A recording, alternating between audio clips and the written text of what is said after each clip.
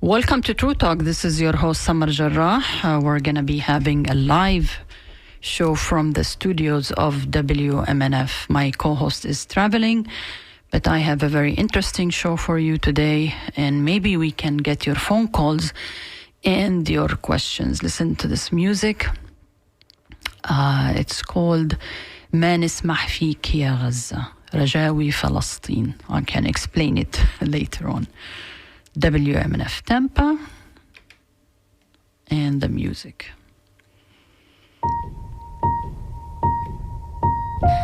يا لعليك القلب حزين وهادي السنين تدمع العين لا حبيبة يا فلسطين يا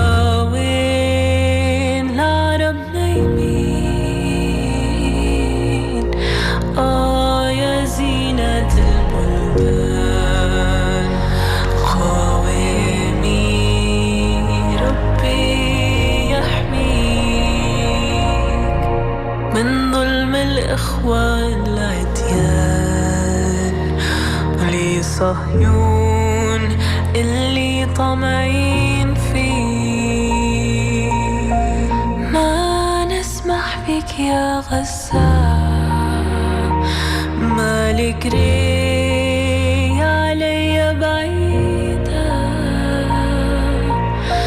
يا رفح ورام الله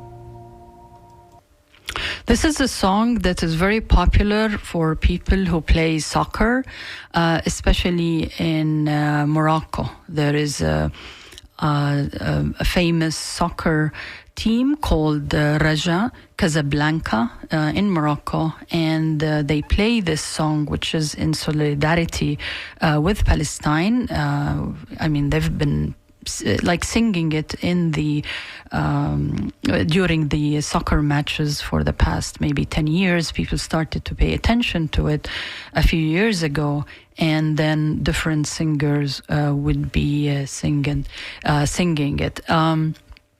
Again, welcome to True Talk. You know that in a couple of weeks or more, I think in June, WMNF is going to be raising funds. I think June 4 will be the day that True Talk on WMNF will be raising funds. We were very happy that last time and the last few years we were able to meet the challenge, but please prepare your wallets to keep True Talk on the air and to keep WMNF on the air, because you know, and I don't really have to explain how essential it is for us to keep WMNF alive, and how essential it is for the freedom of speech to keep True Talk.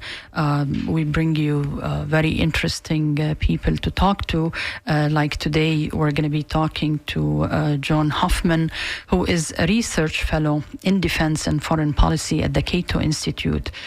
We've had John, I think, once or twice before, because his research interests include U.S. foreign policy in the Middle East geopolitics, and beyond political Islam. And just recently, he updated an article that he wrote about 2 years ago, and the title, the newest one, which was published on April 29th, is Israel's campaign to remake the Middle East hurts America. Hi, John. Good to have you on True Talk. Me on, Samar. John, I'm not sure even where to start, but so many things are happening. Sadly, a few days ago, there was an attack on a mosque in San Diego. We're not going to be talking about it, but the lack of media coverage is really mind-boggling. Imagine the opposite, John. When, if let's say, two young Muslim, 17 years old and 16 years old, went to a synagogue or a church or even a mosque and killed 3 people, this would be all over the media. But I guess this is what happens when the victim is brown. I don't know if you want to say something about it, but have you noticed, because you are in Washington, D.C., and you are part of the political machine there, have you noticed that there is a rise in Islamophobia rhetoric in the political discourse in the past, let's say, 6 months in particular, or maybe more? Yeah, I would say first about the attack. I mean, like you said, in terms of not receiving media coverage, when you and I first spoke about doing this episode and you mentioned it, I had to go Google it first because I hadn't even heard of it. I didn't even know that it took place. Wow. Yeah, it just shows how little coverage it's getting. But in terms of Islamophobia writ large here in Washington, you know, Islamophobia has always been part and parcel to U.S. Middle East policy. It's honestly one of the oldest facets of U.S. Middle East policy is Islamophobia, this Orientalist thinking, particularly the idea that Muslims cannot govern themselves, that, you know, the Middle East in particular is a barbarous land. You know, these stereotypes played a big role in how the United States first approached the region and still influences folks in Washington today. And I would say, like you mentioned, over the past 6 months, yes, I would say in certain quarters of Washington, D.C., there is a renewed effort to lean into more Islamophobic rhetoric, to try and justify what the United States is doing in Iran, to try and stymie trends that we're seeing in the United States in public opinion vis-a-vis, say, Israel. There's an effort to try to inflame these tensions here in the United States to try and justify status quo policies. Does it really work, John? Because if you look at statistics and polls, they have been very consistent in saying that young people, whether it used to be only in the Democratic Party, but now even in the Republican Party, that they now understand the politics of Israel and Palestine, and they are less supportive of Israel, more supportive of Palestine. So do you think these Islamophobic tactics are working on certain segment of the American society or not? I do not think that it is working to the extent that those who are promoting it hoped it would work. You know, I'm sure there are segments of the American population, particularly older folks, that it might work with. But the younger generations, I think what we have seen is that this does not work anymore. These stereotypes have been challenged. The younger generations in the United States grow up around Muslims. We have, you know, Muslims within our communities, went to school with them, work with them. And, you know, I think for younger folks in the United States, these stereotypes just go against what they see in their everyday engagement with members of the Muslim community. And like you mentioned, you know, this is not just a phenomenon that's taking place on the left. It's taking place on the right. You know, even Tucker Carlson on one of his episodes, you know, I think it was a couple months ago, was saying, hey, we were sold a lot of lies about Islam to justify a lot of horrible policies. And to hear that coming from a voice on the right is historic.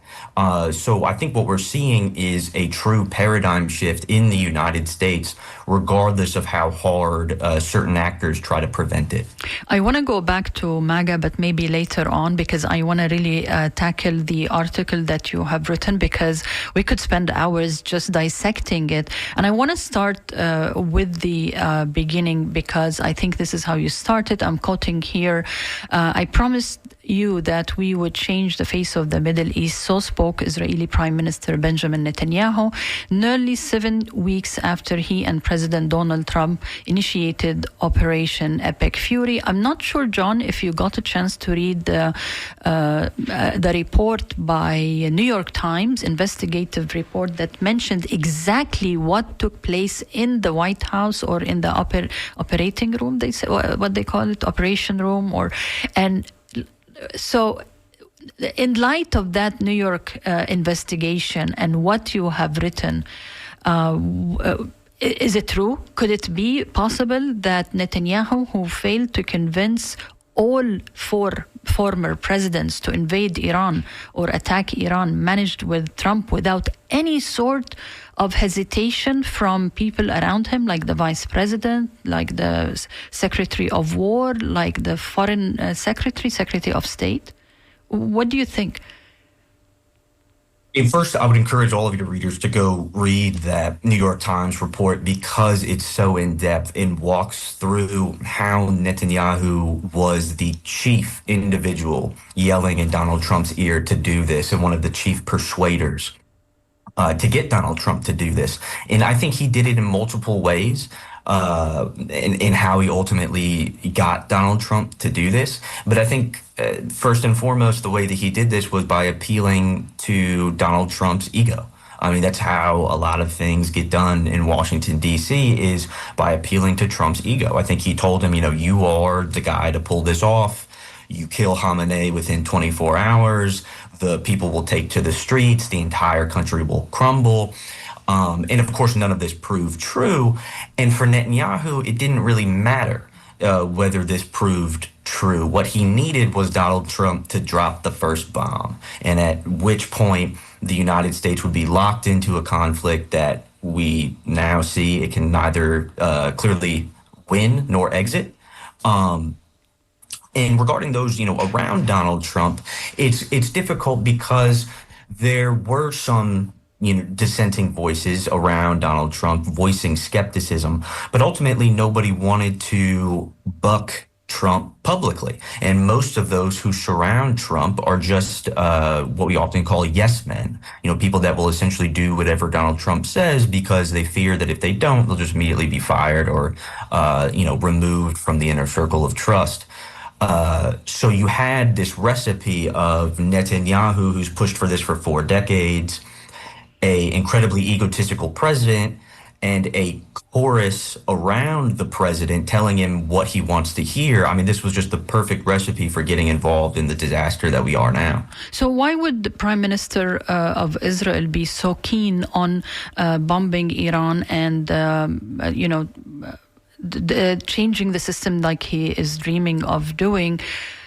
And we cannot just say because, he has a legal issue, because, as you said, he has been trying this for the past maybe 20 years. Even when he is out of office, he does talk about Iran is going to get the nuclear bomb in 6 weeks, 2 weeks, 2 months. What is the ultimate goal of Israel to bomb Iran or change the regime there? Yeah, I mean, I think the first time Netanyahu is on record claiming that Iran was months or perhaps a short number of years away from a nuclear weapon was 1992. Clearly, here we are in 2026 and they still don't have a nuclear weapon. But for a lot of Washington, D.C. and Israel, I think we have to differentiate between 2 debates that happen when we discuss Iran. One is about nuclear weapons, the best way to achieve nuclear non-proliferation. Nearly the entire arms control community was unanimous that the JCPOA, the 2015 Iran nuke deal, accomplished that. It prevented an Iranian nuclear weapon. But for Netanyahu and others in Washington, D.C., The real problem has never been the nuclear program. It's been, the second debate, and that's the regime change debate. Because for those in Washington and in Israel who view Iran as the source of all the region's problems, nothing short of regime change will suffice. And for Israel in particular, who desires such a disproportionate level of freedom of action and military dominance within the Middle East, any regime, any country that comes close to challenging in any way, shape, or form Israeli dominance is viewed by Israel as a threat. And today it's Iran, but we're already starting to see rhetoric coming out of Israel now pointing at Turkey. So it's not necessarily any, individual government or their ideology. It's just the fact that anybody could challenge Israel. So anybody in the region is subject to a bombing campaign and occupation because, for instance, you mentioned in the article that Lebanon has been attacked, Syria is somehow under control, Gaza, the West Bank, soon Jerusalem. I mean, what is international law? How come international law and the UN and Security Council resolutions are waived only at third world countries? But when it comes to Israel and the USA and the West, it seems obsolete. Yeah, I mean, international law, the uncomfortable reality is that international law is only applicable insofar as anybody's willing to enforce it. And the United States, as the preeminent superpower in the world, provides Israel with a subsidy. I often call it a subsidy, a political, economic, and military subsidy that allows Israel to do what it's doing. I mean, I think you mentioned the UN. At the UN, the United States vetoed 6 UN national security or UN security resolution, UN Security Council resolutions. Good Lord, it's been a long week. But it vetoed 6 of them, protecting Israel, what it was doing in Gaza. And, I was in Israel in October, and we went down to the border with Gaza, and we went all throughout the West Bank. And all the pictures that you've seen online are very accurate. What they have done is turn Gaza into a wasteland. And international law is nowhere to be found because the United States insulates them. So did you go to the West Bank? Yes, went all throughout the West Bank for about 2 days. And then we went down, could not get into Gaza, but we went down to the border before we were instructed to go away by the IDF.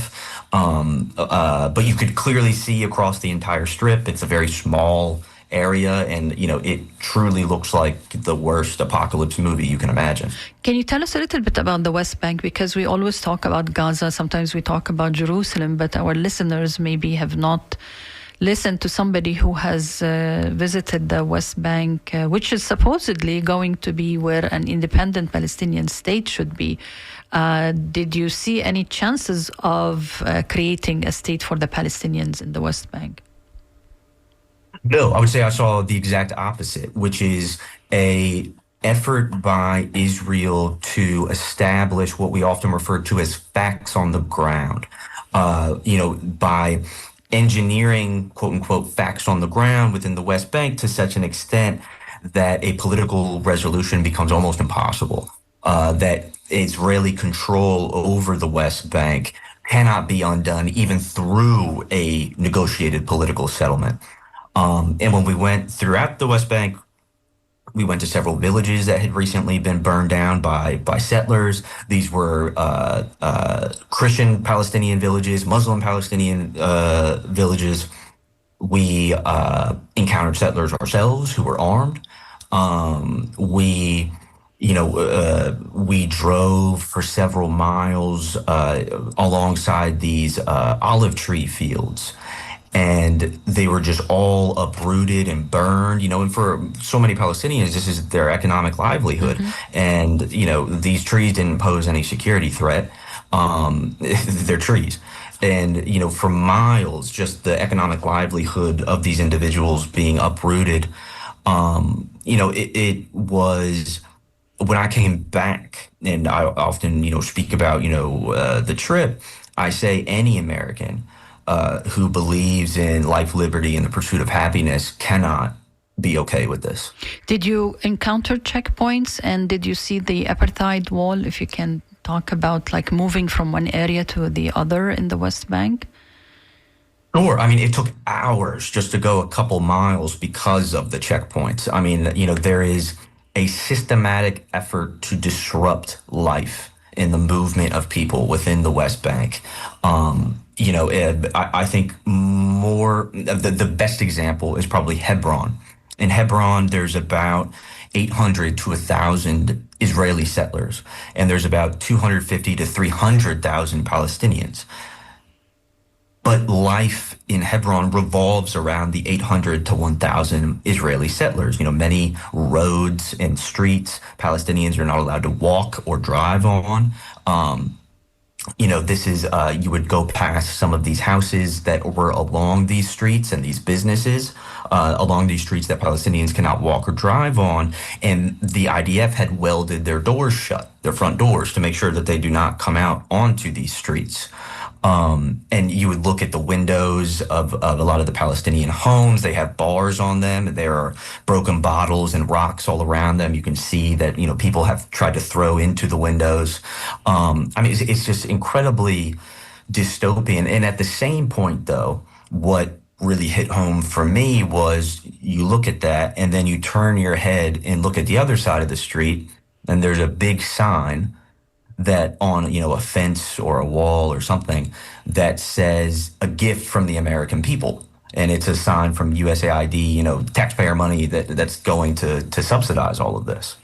Amazing. And when you are there and when you come back to the U.S. and you are an American born in the U.S., not related to that part of the world, and you hear whether the Prime Minister of Israel or our politicians here, whenever they want to defend any of these inhumane policies, they say, well, it's the only democracy in the Middle East. How do we factor this idea that Israel is a democracy, but at the same time, what you're witnessing is a dismantling of and the ethnic cleansing of the indigenous people?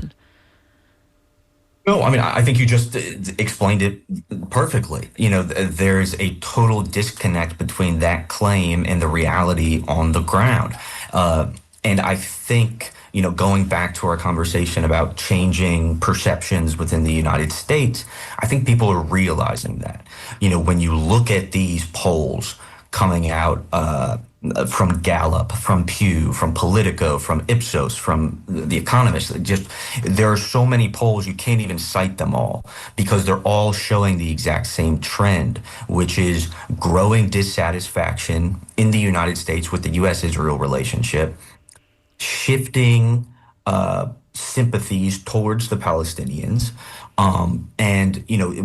This is why in that article that you were quoting from earlier, I put this towards the end in the article, but this is why I would argue Israel is being so aggressive at the current moment, because they see these changing perceptions, these changing winds within the United States. They know that 10 years from now in the United States, if you have, say, a Thomas Massie president or an AOC president, they won't be able to get the level of support that they currently can now. And that's why they're going so hard right now, is to leverage their political capital within Washington while they still can to back this agenda.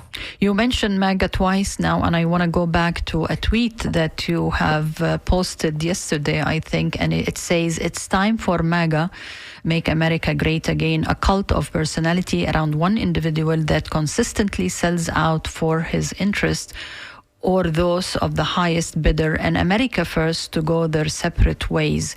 How did MAGA, I still think they are in a way racist. I don't think they like Muslims really, but maybe they are being pro-Muslim because it serves their ultimate goals. But how did MAGA, that helped Trump reach power, Marjorie Taylor Moore, and I'm not sure if Massey is part of them or not, but these big names, how did they, John, how did they change?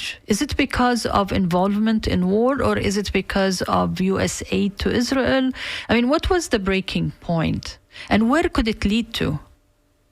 Yeah, I mean, I think what we're seeing currently, just more generally, is a pretty serious divide, emerging on the political right within the United States between MAGA, or what I often call MAGA Inc., MAGA Incorporated, this brand, this, what I said in the tweet, this cult of personality, and then America First, which is a broader sentiment within the United States that believes U.S. foreign policy should work on behalf of the security, prosperity, and freedom of the American people.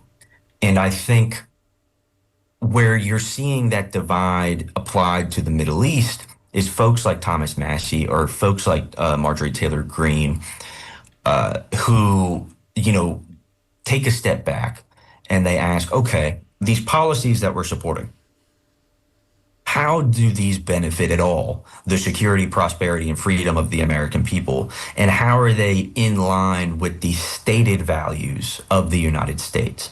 And, just from our conversation here, I think your listeners can see what we have both been describing does not advance any of these, the value side or the security, prosperity, and freedom side. And the America First part of the political right within the United States wants this to change. For them, this is not lip service. Trump came into power singing the tune of, no more wars, stopping foreign aid and things like that. But it's just rhetoric. It has never extended beyond rhetoric, and it has never extended beyond rhetoric used to further advance the personal interests of Donald Trump or other special interests within Washington, D.C. But there is popular backlash within the United States that I would characterize more on the America First side to these types of foreign policies. I want to remind our listeners that this is True Talk, and we are talking with John Hoffman. If you would like to send him a question or a comment, please do at djwmnf.org, at dj@wmnf.org. John Hoffman is a research fellow in defense and foreign policy at the Cato Institute. His research include U.S. foreign policy in the Middle East geopolitics, which I will go back to in a second, and political Islam. What do you think of the Thomas Massie, not as a phenomena, because he's also very pro-Palestine and he is extremely critical of Israel, and even when he lost in his speech, he mentions, I was late in finding my opponent because he was in Tel Aviv, and people went crazy over it in two ways. He was defeated with all this on the ground, let's say, change of hearts and minds in America. Unfortunately, money is more powerful than people's votes. How did he lose? Yeah, I mean, I think we'll be unpacking this question for the next couple of weeks. I was very disappointed that Thomas Massie lost. I have a tremendous amount of respect for Thomas Massie and, the fact that he's so principled. But what this campaign showed, this was the most expensive House primary in American history. How much? And I think the 15 million. No, I'm confused between 35 and 33 million. Okay. 15 million from AIPAC. Yeah, 15 million from AIPAC alone. And, this is just crazy that this was poured into a small district within Kentucky, not for the betterment of the people of Kentucky, mind you. This had nothing to do with the people of Kentucky. This had everything to do with trying to buy compliance in American foreign policy towards Israel. And what I think it signifies is something that I struggle with on a daily basis, and a lot of us do in this town, is this divide that you're seeing between MAGA and America First is largely generational. It's younger folks who are so angry and are so fed up. But that also means, because we're younger, is we do not possess the political capital that legacy institutions and individuals possess. I think that will change 10, 15, 20 years from now. But in the immediate term, it has yet to translate into political power because it's so divided at the generational level. I want to go back to something you mentioned very, very quickly, but really disturbing in a way. Maybe not disturbing, but you were saying that a war in Iran that we cannot win. Can you explain that? Because people assume that the U.S. is a superpower, has amazing ability to bomb from the sky and destroy nations. For instance, I think Trump one time posted on through social that he's going to bring Iran to the Stone Age. When you say we cannot win this war, what do you mean by it? Yeah, I mean, look, he said that we're going to bomb Iran back to the Stone Age. He also said in one of his tweets, about whether Iran would agree to a deal or not, he said a civilization will die tonight if Iran does not agree to a deal. And look, I don't think anybody questioned whether the United States could go into Iran and destroy a whole bunch of stuff. It's the United States military. It's very good at what it does.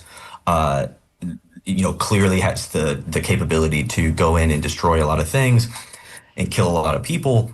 But to what strategic end is the question that so many of us were asking within Washington is, what are your goals in this war? And the fact that, one, Trump wasn't able to provide the American people with any concrete reason for this war.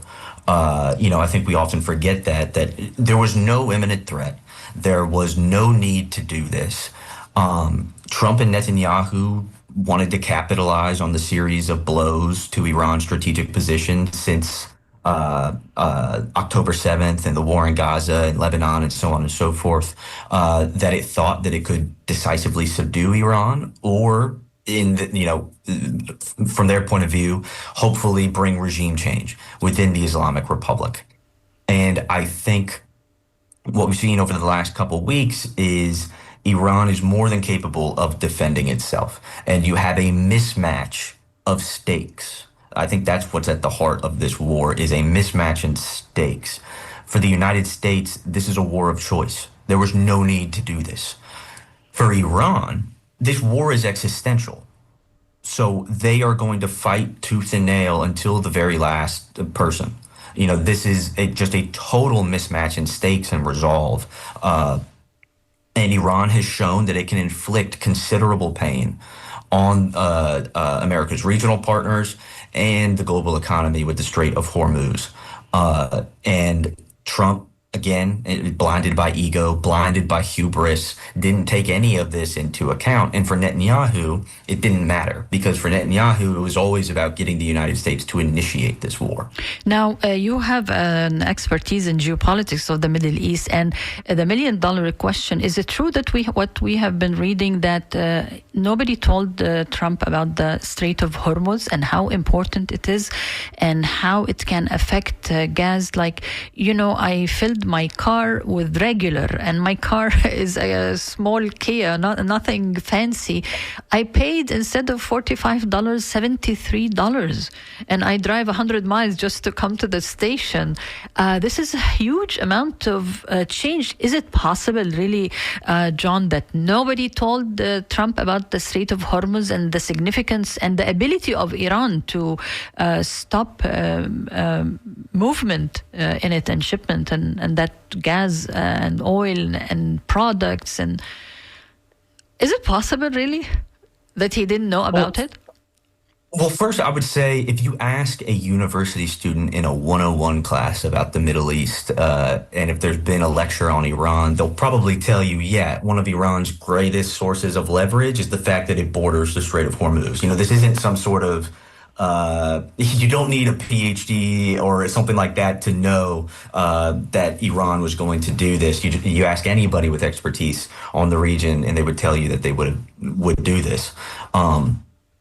It's a good question because one, I do believe folks around Donald Trump told him risks associated with this war, whether it be regarding the Strait of Hormuz or in particular, whether it be about America's own defense industrial base. We've depleted half of our missile interceptors, and which would be crucial in the case of a Chinese invasion of Taiwan. These have real costs for the United States in terms of lost resources as well. But I think it goes back to that notion of hubris. I think Trump genuinely believed that this would be akin to Venezuela, that he would go in the first 24 hours, kill Khamenei, which he did, and that everything would crumble from there. But it had the exact opposite effect in that the hardliners within Iran immediately became the dominant power within the regime. The regime consolidated because whether you're a hardliner or of a more reformist mindset, you are now united against a external aggressor. And they pulled from their playbook that they have established that they've been working on for decades, which is ballistic missiles, drones, hitting oil infrastructure, blocking the Strait of Hormuz. Anybody could have told you that this would happen. But I think Trump, blinded by just an incredible level of hubris, just looked the other way. Okay.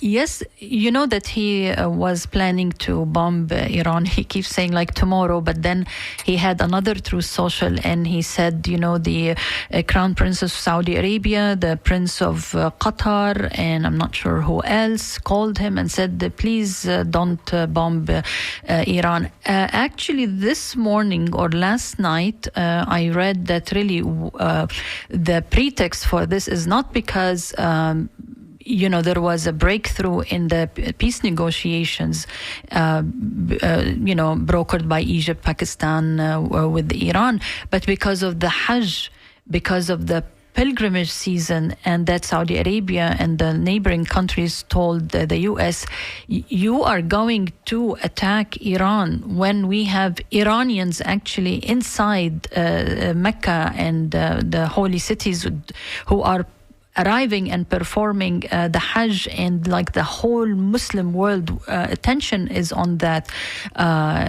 Do you believe this piece of information that I just read last night, that this is the reason that it would have been a disaster if the U.S. bombed Iran during the Hajj? Well, I certainly think, one, if the United States resumed operations against Iran during the Hajj, that this would immediately be a vastly different context than when he initiated this on February 28th. But I think what you're seeing, even beyond, any immediate rationale for why he halted the strikes, all of these tweets where he says, oh, I'll give him 2 days, I'll give him 3 days, I'll give him 2 weeks, it shows total lack of coherence on the part of the administration. This is not some sort of thought through actual plan. These are signals of an administration, of an individual in particular, Donald Trump, who is scrambling behind the scenes because he does not know what to do. What I'm often most asked on a day-to-day basis is what's going to happen next with the war. And my answer to everybody is nobody knows the answer to that question. Most of all, Donald Trump. My God. They have no idea. They are literally taking this hour by hour. And these tweets are a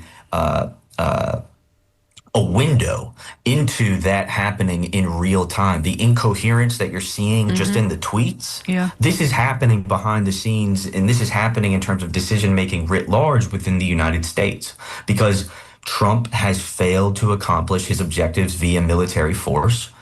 He somehow believes that Iran will surrender and concede on its red lines in negotiations, despite the fact that the United States was not able to achieve these objectives through force. So you have a total mismatch between what's going on in Donald Trump's head, what actually happened in reality, and what is most damning for of all of this is it does not matter whether Iran blocks the Strait of Hormuz or Trump's blockade blocks the Strait of Hormuz, or, it does not matter why it is being blocked. What matters is it is blocked. So the global economic ramifications of this will continue to get worse, whether or not, there's active hostilities or not. It's the fact that the strait is closed. And actually, he gave Iran a gift because Iran never thought of charging ships passing by, I think, any fees. And now they said they could easily charge $2 million, and, a ship carrying $1 billion worth of products is not going to say no to 2 million to have a safe passage. Now, I have a question actually from the, I posted this on Twitter or X, and it's a question on my mind too. Is Trump that powerful or vicious at taking revenge from people who disagree with him? Because the question here is, how could he send two businessmen, two real estate men, Jared Kushner and Witkoff, to do something where you have to have like expertise in science, in technology, in chemistry, and they say that the Iranian part were explaining to them the type of uranium, the duration of like manufacturing or dealing with them. There are no people in the State Department, for instance, in the Pentagon that have a spine that can advise the White House, maybe go to his Wiles or the vice president. I mean, is he that vicious that he can determine the fate of the U.S. and Iran and the region without anyone giving him an input that is scientific, that is valid, solid? Is he that vicious? I think this is a great question, and there hasn't been a lot of reporting on it recently, but at the beginning of this war, there was actually a good amount of reporting on this, and I think it was I think NBC News was the first to put out a piece about this. Is that Jared Kushner and Steve Witkoff, believe it or not, as real estate guys, fundamentally misunderstood how a nuclear program operates.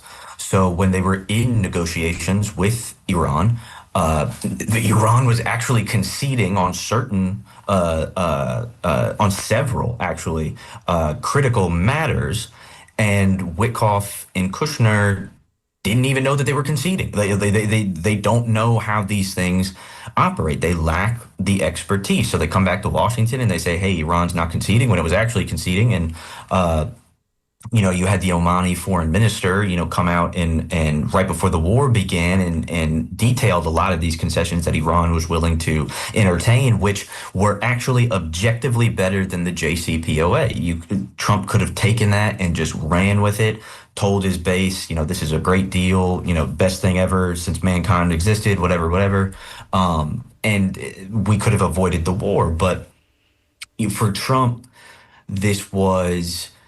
so a line that I often use is Trump was far more interested in capitulation than negotiation. Mm-hmm. He wanted total surrender from Iran, and Iran was not willing to do this. In terms of experts at State Department, at Pentagon, and so on and so forth, of course, there are absolutely experts there.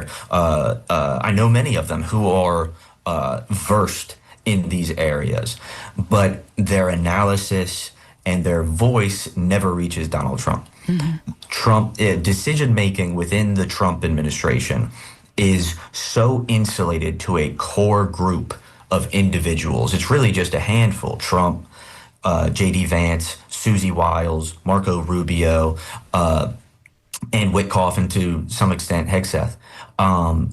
It is so tightly coordinated at the highest level that you actually have expertise and so on and so forth at a lot of these agencies, just being completely sidelined. It's always a pleasure to talk to you, John. I want to thank you, John Huffman. You can Google his name, Jon, last name Haman. He's at the Cato Institute, and you can follow him on Twitter or X. He's a research fellow in defense and foreign policy and specializes in geopolitics of the Middle East and political Islam. I want to thank you so much, John, for being on True Talk. Oh, thank you so much. Always a pleasure. Thank you. So let me just end the meeting. I have a few things to share with you. One of them is actually quite disturbing, and it's on Facebook and related to the events that happened in the mosque. But the one of the local TV stations, I'm trying to find it, I think WFL4. Let me just try to find it.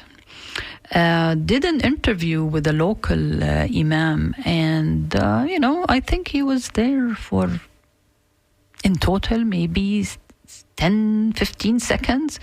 The comments, oh my God, the comments. But let me play this music again and then I'll come back and read some of these comments to you.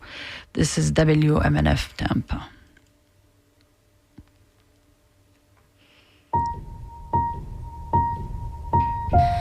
يا لعليك القلب حسين وهذه السنين تدمع العين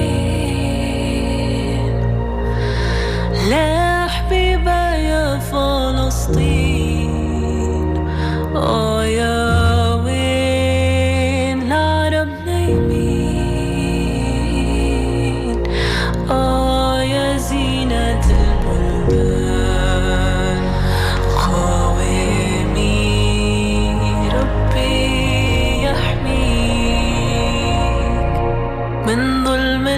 والعديان ولصهيون اللي طمعين فيه ما نسمح بك يا غزة مالك ري علي بعيدة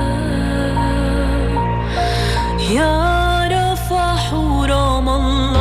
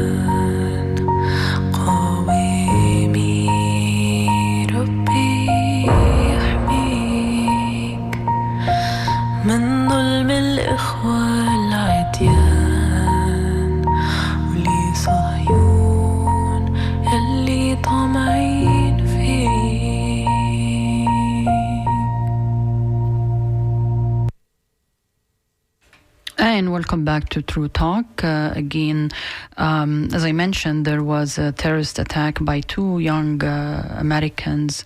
I think they were 17 and 18 years old. And, the police immediately responded. Their mother, a mother of one of the kids already called the police to report her son that he's missing, weapons are missing, the car is missing. So anyways, he killed 3 people. Our media are hardly covering it. For some reason, Reuters, BBC are interviewing the guard who happens to be African American, and he is a revert to Islam. He became, I think, a Muslim something like 10 years ago, and he has 8 kids. And immediately there was a fund drive created for him, for his family, and in less than an hour and a half, there was $250,000. So they upped the amount. Then that we found out that two other men were killed. One of them was lives nearby the school, and he rushed to see what is going on because there is only one guard, and he was unarmed and he was shot. I think he was also trying to call the police. Then there was somebody inside the school. His wife is a teacher. I don't know why he was there, and he was shot. And then the fund drive elaborated to cover the three men, and I think they raised, the last time I checked was this morning, something like $3 million. So amazing outpouring of care from the larger community. Not only Muslims are donating. But then I saw on Twitter a young girl saying, how could this be happening in our backyard? And then I noticed that she's from Florida. Then I noticed she is from Tampa. And she was referring to WFLA News Channel 8, which has a page on, of course, Facebook for Tampa people. You live there, I don't. So there was this report with a local imam. I listened to what he said, pretty generic. We fear for the kids and we would like to be all safe, all houses of worship be safe. Nothing drastic, anything. And then most of the report really was the journalist just repeating whatever was said, and the San Diego latest investigation. But the comments on the story, like, God bless the two warriors. The government won't eradicate that cancer. We, the people, will. It's only the beginning. And way more things I do not want to repeat, because there are also people who are answering them. Not only Muslims, but other people. My really shock is this person, for instance, who said, God bless the two warriors. His full name is there. So imagine me, Samar Jarrah, on Facebook, and there was an attack on a synagogue or a church or Walmart or Starbucks or anything you could think of. And Samar Jarrah writes, God bless the two warriors. The government won't eradicate the cancer. We, the people, will. And be fine and not censored and not visited by the FBI and not, for instance, my handle will be taken away from me, or my page will be cancelled. And for a guy by the name of John to say this is only a start, and to have people who like what he said, and then have another guy, his name is Ricky, and their photos are even there, so they don't feel any sort of remorse or fear from the government the way Muslims do and minorities do if they just say a word that is out of line, and how you will be accused of this and that. So Ricky has pictures of the crusaders with the cross and their hands raised, and so really, I know there are bad people out there that can say bad things, but it's the audacity. It's the fact that they have their names. There is a nice older lady with her husband, her photo, her cats, her pets, her dogs. I'm laughing because I can't believe it. I'm not laughing because I'm making light of something that is so disturbing to me. But the fact that they are so comfortable in saying things that if I had said it, I would be investigated. I maybe be arrested. So this lady has her, almost didn't just put her address, everything about her, and she is threatening the others of what is coming. So this is borderline criminal, in my book. So really, I'm quite disturbed by it. If you want to go to Facebook and WFLA News Channel 8, I know they have like 1 million stories there, but if you want to go and read through it and see what people who might be next to us at the grocery store here in Tampa. So anyways, I'm very disturbed because of their audacity, because their names are there, because they don't care. They don't fear anything. Anyways, thank you for supporting WMNF, and thank you for supporting True Talk. This is WMNF Tampa. The scoop is now.